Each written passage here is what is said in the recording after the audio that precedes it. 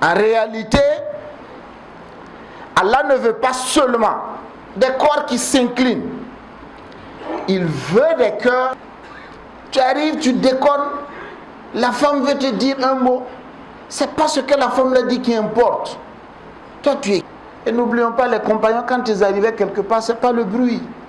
Faites comme nous. Parce qu'ils vivaient l'islam. Nous, si on dit faites comme nous risquons. Dans le développement du thème, l'imam est revenu sur l'importance du bon comportement et il s'est surtout questionné. Est-ce que notre comportement reflète ce que j'ai retenu du sermon d'aujourd'hui, c'est le bon comportement. Je pense que tout musulman doit avoir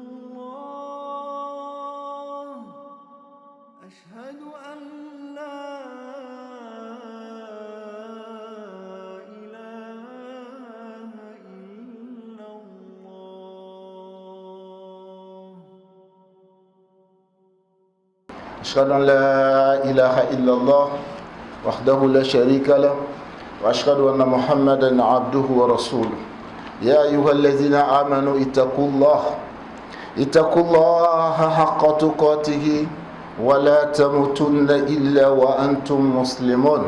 Louange à Allah subhanahu wa ta'ala, le Seigneur des mondes, celui qui a créé l'homme non seulement pour qu'il l'adore, mais aussi pour qu'il s'élève.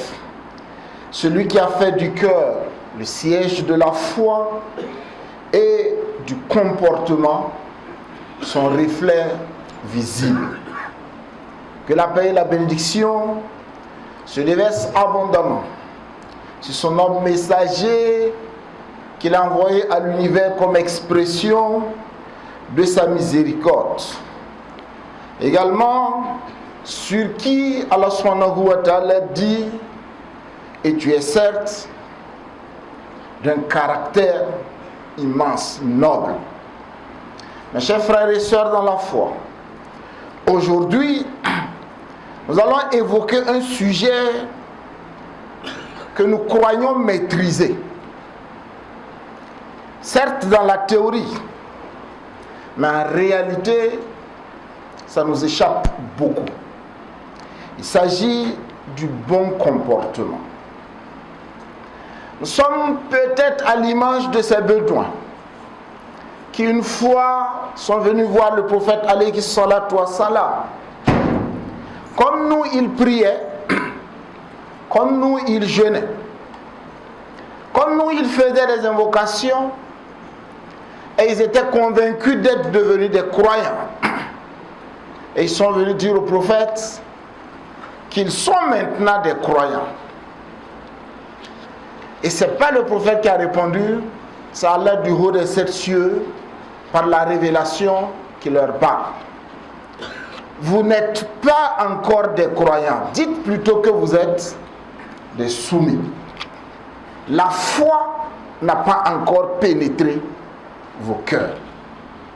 Autrement, vous ne vivez pas les finalités des actes d'adoration. Vous n'allez pas là où les actes d'adoration doivent vous mener. Mes frères et sœurs dans la foi, comment nous nous comportons aujourd'hui? Parce qu'en réalité, il y a une illusion dangereuse dans nos communautés. Croire que la religiosité se mesure uniquement aux actes visibles d'adoration, c'est se retrouver dans la situation de ces bédouins. Alors que le prophète alayhi salatu wa salam nous a dit: les meilleurs parmi vous. Il ne fait pas allusion à ce que l'imam disait tout de suite, l'accomplissement du Hajj. J'ai fait combien de fois le Hajj? Il ne faisait pas allusion à la prière. Le prophète alayhi salatu wa salam dit: le meilleur parmi vous, ce sont ceux qui ont les meilleurs comportements. Les meilleurs, sont ceux qui ont les meilleurs comportements. Et même quand Allah veut parler du prophète, pour le louer, rappelons-nous ce que Aïcha radiallahu anha disait, qu'il prie la nuit jusqu'à ce que ses pieds s'enflent. Mais Allah ne fait pas allusion à ça. Allah vient lui dire, tu es certes d'un caractère noble. On nous dit que le plus important, mes frères et sœurs, dans la foi, c'est le comportement. Ça signifie que le bon comportement, c'est pas qu'un complément de la foi. Le bon comportement, c'est le sommet de la foi. Voilà pourquoi ceux qui auront les places les plus privilégiées sont ceux-là qui auront les meilleurs comportements. Mes frères et sœurs dans la foi, une foi sans comportement est véritablement une contradiction. Regardons nous-mêmes avec une certaine lucidité. Nous prions, mais nous insultons. Nous prions, nous jeûnons, mais nous trahissons. Nous invoquons Allah subhanahu wa ta'ala, mais nous méprisons les autres. C'est-à-dire nous sommes totalement le reflet de ce qui est le contraire de nos actes d'adoration. Quel est ce paradoxe? Le problème n'est pas dans les actes d'adoration, mes chers frères et sœurs dans la foi, c'est plutôt dans l'absence d'impact de ces actes d'adoration. On se demanderait si au lieu de prier, nous ne faisons pas de la gymnastique. Si au lieu d'aller en quête de la piété, nous ne faisons pas un régime alimentaire avec le jeûne. On se demande si ce n'est pas du sport. Faire tawaf, Safa Marwa, est-ce que ce n'est pas du tourisme que véritablement nous partons faire? Est-ce que nous comprenons l'essence même de ces actes d'adoration qu'Allah subhanahu wa ta'ala nous donne comme outil d'éducation? En réalité, Allah ne veut pas seulement des corps qui s'inclinent. Il veut des cœurs qui se purifient. Et nous devons comprendre également que le véritable test, c'est la manifestation du comportement, du bon comportement dans la difficulté. Il est facile d'être gentil quand tout va bien. Mais le vrai croyant, il se révèle quand il est en colère. Quelle est ton attitude? Tu es en colère et tu es debout. Tu t'assois. Tu es en colère, tu es assis. Tu t'accoudes. Tu te couches. Tu fais les ablutions. Quelle sera ton attitude? Tu es en colère et tu es en jeûne. Je suis de ceux qui sont éduqués par l'acte d'adoration, je jeûne. Nous enseigne le prophète alayhi salatu wassalam. Le croyant se révèle quand il est lésé dans ses droits. Quand il est lésé, il est de ceux-là qui comprennent qu'en réalité, c'est une épreuve. Une épreuve à laquelle il est soumis par Allah subhanahu wa ta'ala. Et on attend son attitude pour véritablement voir s'il est croyant ou pas. Le croyant, c'est quand il a la capacité, le pouvoir de nuire, qu'on doit voir son bon comportement. Regardez dans nos maisons, avec ce petit pouvoir de chef de famille, quel traumatisme nous on ne donne pas aux membres de nos familles. Quand ils entendent rien que le bruit de nos engins, tout le monde commence à courir dans nos maisons. Tout le monde se cherche. Et la maman commence. Ah, il arrive. Ramassez ça. Qui vous a dit de faire ceci? On ne vous a pas dit. Et effectivement, quand il ouvre la porte, ce ne sont que des questionnements. Je ne vous ai pas dit de ne pas faire ça. Qui vous a dit de faire ceci? Qui s'est assis ici? Qui a fait? En moins de 5 minutes, s'il a grouillé, c'est que c'est 50 questions. Et si même il n'a pas levé la main, on traumatise. On n'emprunte pas l'exemple du prophète alayhi salatu wassalam. Je donne juste un exemple qui montre la spécificité du prophète. Regardez à la bataille de Uhud. Quand le prophète alayhi salatu wassalam a placé les archers, il leur a dit, un autre, vous ne descendez pas. Même si vous nous voyez remporter la bataille, vous ne bougez pas de vos positions. Même si vous voyez l'ennemi ou bien les oiseaux même picotant, vous ne bougez pas de vos positions. Mais quand ils ont vu les musulmans prendre le dessus et ils ont vu le butin, certains sont descendus. Et c'est par là que l'ennemi a contourné et a eu le dessus. Et les musulmans ont perdu près de 70 des frères et sœurs, des lecteurs du Coran, les Hamza. Le prophète alayhi salatu wassalam était touché. Mais quelle a été son attitude? Son comportement a été tel que Allah subhanahu wa ta'ala lui-même a descendu le verset par lequel il lui a dit: si tu n'avais pas été doux avec eux, ils allaient te fuir. C'est-à-dire que dans la difficulté là, bien qu'il n'ait pas obéi à l'ordre qui était sabbat pour la mort de beaucoup de compagnons, le prophète, au-delà de tout, est resté doux. C'est ça qu'on attend de nous, mes frères et sœurs, dans la foi. Dans nos petites parcelles de pouvoir, dans nos maisons, au service et autres. On n'attend pas de voir des tyrans, on attend de voir des gens qui sont éduqués par la lumière de l'adoration. Des gens qui se démarquent des autres par ce bon comportement, par la douceur, par la miséricorde. Vous ne vous rappelez pas quand il a embrassé son petit-fils et le pédon lui dit: toi tu embrasses aussi? Il dit oui. Moi j'en ai 10 mais jamais je n'ai embrassé un enfant. Et le prophète alayhi salatu wassalam de lui dit: qu'est-ce que je peux pour celui à qui Allah a enlevé toute forme de miséricorde? Dans nos maisons, c'est ça qu'on attend de nous. Un petit câlin par-ci. À la madame, on embrasse notre enfant. Comme Loukman qui dit: Ya Bouneye, oh mon cher enfant. Qu'au lieu de crier sur notre enfant en l'appelant, l'enfant sursaute.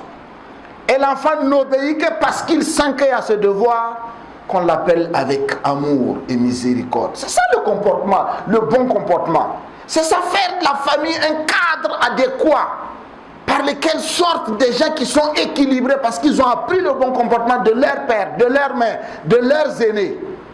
Et quand ils sortent, ils ne sont que le reflet de ce qu'ils ont pris. Et frères et sœurs dans la foi, nous avons beaucoup de défis en la matière. Beaucoup de défis parce qu'en vérité, c'est dans la difficulté que l'on doit sentir véritablement que le bon comportement devient un acte de foi. Le prophète Mohammed alayhi salatu wassalam n'était pas bon seulement avec ses ennemis. Même avec ses ennemis, il se caractérisait par son bon comportement. Et c'est en réalité, c'est cela qui nous dérange. Le bon comportement exige un dépassement de notre ego. Partout où nous avons les véritables problèmes là, c'est le moi. Le moi qui nous amène même des fois à l'orgueil sans qu'on s'en rende compte. Puisque le prophète alayhi salatu, l'orgueil, on est au-dessus. Le manteau d'Allah là. Le prophète dit, c'est le fait de refuser la vérité, de se croire supérieur aux autres. Tu arrives, tu déconnes, la femme veut te dire un mot, c'est pas ce que la femme l'a dit qui importe. Toi, tu es qui pour me dire ça? C'est-à-dire que même si c'est un verset du Coran que la femme récite, ça importe peu. Toi, tu es qui? C'est-à-dire qu'on est dans une dynamique de comparaison.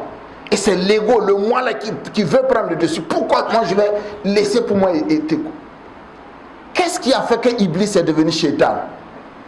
Et sa descendance des shayatines. Qu'on fasse attention à ne pas emprunter c'est pas. Qu'Allah nous en préserve. En réalité, nous devons apprendre véritablement, on doit être honnête avec nous-mêmes. Dans nos familles, il y a tellement de discordes, de disputes et autres. Des paroles blessantes. Le manque de respect, on n'en parle pas. Dans nos sociétés, ça se ressent. La corruption à tout bout de champ. Même par ceux qui doivent nous donner l'exemple. L'injustice, on n'en parle pas. L'arrogance de certains. Alors qu'on oublie que les Nemrod ont été là. On oublie que même les Pharaons. On oublie, ce sont des enseignements de l'histoire pour chacun de nous. Quelle que soit notre posture, l'humilité, la modestie. Parce que quel que soit l'effort avec lequel nous allons faire le pas sur la terre, jamais nous n'allons creuser un trou par ça. Ça nous enseigne énormément. Et pourtant, tous on se dit croyants. La crise, ce n'est pas une crise de religion. C'est une véritable crise de comportement. Et en la matière, chacun de nous, on est interpellé. On est interpellé parce que la foi, c'est pas que dire. La foi, c'est pas que par les actes d'adoration. La foi, c'est savoir dans toutes les circonstances vivre les effets de ces actes d'adoration qu'Allah nous y amène. Alhamdulillah, wal akibatu lil muttaqin. ولا عدوان إلا على الظالمين والصلاة والسلام على حبيب الله في الأولين وفي الآخرين. Mes chers frères, mes chères sœurs dans la foi, le bon comportement, ce n'est pas une théorie. C'est un combat intérieur permanent. 3 piliers assez essentiels pour nous aider, c'est la maîtrise de soi. Le vrai fort n'est pas celui qui domine les autres comme nous enseigne le prophète alayhi salatu wassalam. C'est celui-là qui apprend à se maîtriser même quand il est en colère. La sincérité également dans toutes nos relations. Être bon uniquement avec ceux qui nous arrangent, ce n'est pas une vertu. C'est un intérêt. On doit être sincère à tous les niveaux. La constance, c'est le 3e élément. Le bon comportement, ça doit être à la fois à la mosquée, à la maison, au travail. Même quand on est en circulation, on ne crache pas n'importe comment. On n'insulte pas au moindre accrochage. À tous les niveaux, nous sommes des porte-étendards de l'islam et nous devons pouvoir appeler à l'islam par notre comportement. Parce qu'en réalité, c'est un miroir pour chacun de nous. Et on doit se poser la question, si véritablement les gens nous jugent uniquement par notre foi, par notre comportement, est-ce qu'ils seraient attirés à l'islam? Si les gens devaient nous regarder, est-ce qu'ils allaient avoir envie d'entrer dans l'islam? Parce que les gens ne lisent pas le Coran. Ils ne sont pas dedans, ils ne lisent pas, ils nous regardent. Mais les musulmans là, qu'est-ce que l'islam a fait d'eux? Ah, ce sont des gens qui se maîtrisent. Ce sont des gens qui sont patients. Ce sont des gens, tu ne trouveras pas de plus fidèles. Tu ne trouveras pas de... Voilà ce qui est attendu de nous. Mais quand dans les tapés d'eau, il n'y a que nous dedans, nous n'appelons pas à l'islam par notre comportement. Et n'oublions pas, les compagnons, quand ils arrivaient quelque part, ce n'est pas le bruit. Faites comme nous. Parce qu'ils vivaient l'islam. Nous, si on dit faites comme nous risquons d'amener les gens dans la brousse, qu'Allah nous en préserve. Et c'est un véritable défi pour chacun de nous, mes frères et sœurs, dans la foi. Nous sommes véritablement attendus à refléter le bon comportement. Et à tous les niveaux. Il ne s'agit pas de parler et de faire autrement. C'est ce que le Coran nous a dit. Kabura maktan indallah an taqulu ma la taf'alun. C'est pas bien. C'est même une abomination. De chaque fois crier, alors qu'on est loin de ça dans notre manière de faire. Donc mes frères et sœurs dans la foi, prions Allah subhanahu wa ta'ala. Soyons de véritables adorateurs dont l'adoration impacte la manière de vivre, le comportement. Et cela, quel que soit le lieu et quel que soit le moment. Personne ne dit que c'est facile, mais c'est possible. Parce que quand on regarde les conditions dans lesquelles ceux qui nous ont tracé la voie, qui nous ont montré, peut-être qu'ils ont vécu pire, mais ils sont arrivés. Qu'Allah subhanahu wa ta'ala nous éduque. Qu'il fasse que nous soyons véritablement les reflets de l'islam, de ce qui est attendu de nous. Les musulmans convaincants par leur comportement. Je termine ce sermon par un petit récit qui nous enseigne tous que le comportement, il est très important. L'humilité, la modestie, quelle que soit notre posture. C'est le cas de Abou Bakr.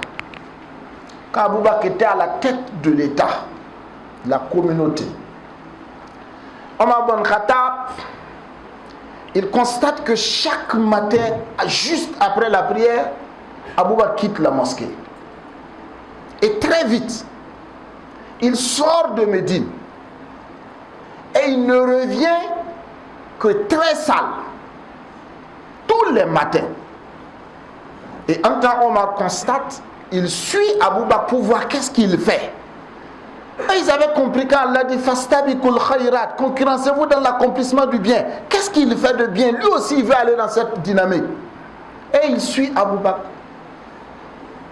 À la sortie de Médine, il constate qu'il y a une maisonnette. Abou Bakr entre dans la maison. Et il ressort après tout ça. Et il laisse, une fois qu'Abou Bakr est parti, il entre dans la maison. Il trouve une vieille femme, aveugle. Il parle avec la vieille. Qu'est-ce que celui qui est sorti là vient faire? Il dit, mon fils, par Allah, je ne le connais pas. Tous les matins, il vient ici, il nettoie ma maison, il me fait à manger sans m'adresser la parole et il repart. Et Omar est parti. Quand Abou Bakr est décédé, Omar a décidé de continuer dans cette dynamique. Il se lève, il va chez la vieille, il nettoie la maison, il ne parle pas avec la vieille. Et il lui donne des dates. La vieille enlève les dates, elle mange. Avant que Omar ne sorte, il demande à Omar, est-ce que votre ami est décédé? Omar lui demande, mais comment vous le savez? La vieille dit qu'il ne m'a jamais donné les dates avec les noyaux.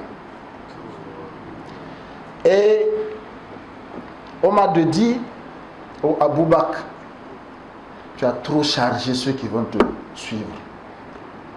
Mes frères et sœurs dans la foi, c'est ce qui est attendu de chacun de nous. Cette vieille, nous l'avons dans nos maisons. Cette vieille, nous l'avons dans nos quartiers. Cette vieille, nous l'avons au service.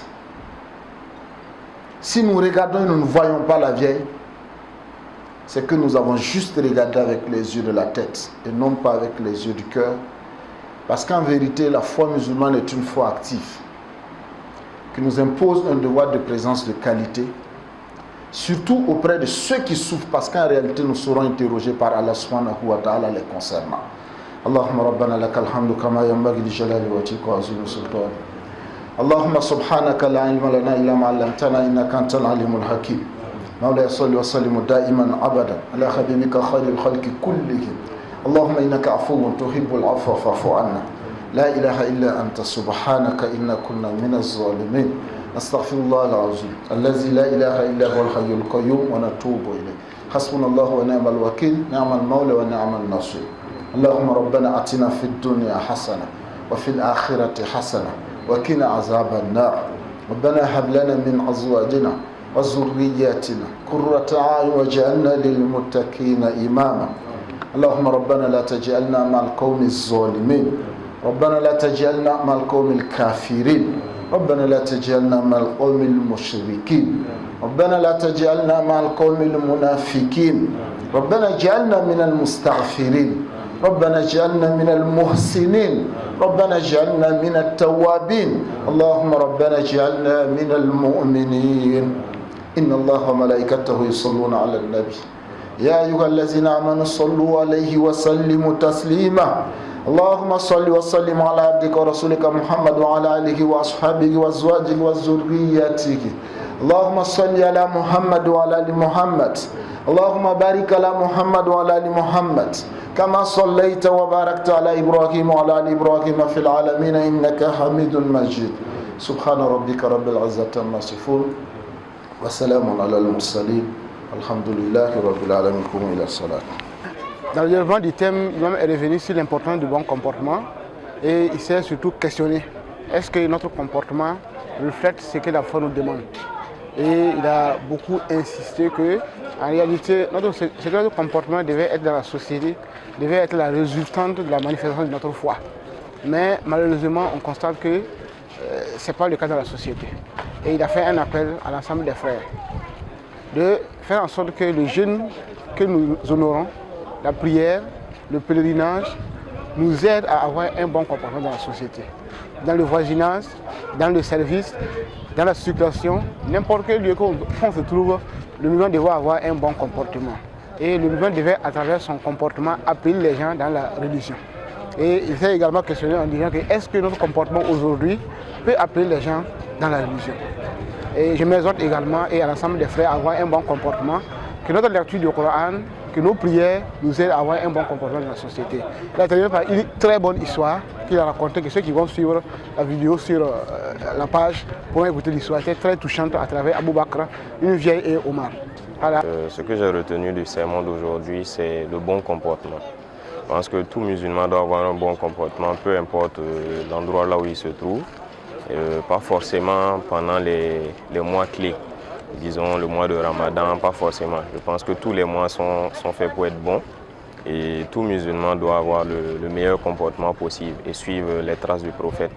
Voilà, donc l'imam nous a rappelé vraiment les bienfaits du bon comportement et je pense que nous avons plus intérêt à aller dans ce sens que de vouloir aller du mauvais côté. Donc je pense que mes frères et moi allons faire l'effort de devenir encore de meilleurs musulmans, d'aller dans le bon comportement, peu importe les personnes qui se trouvent en face de nous. Et je pense qu'avec ça, on va prier et puis avoir assez de bénédictions.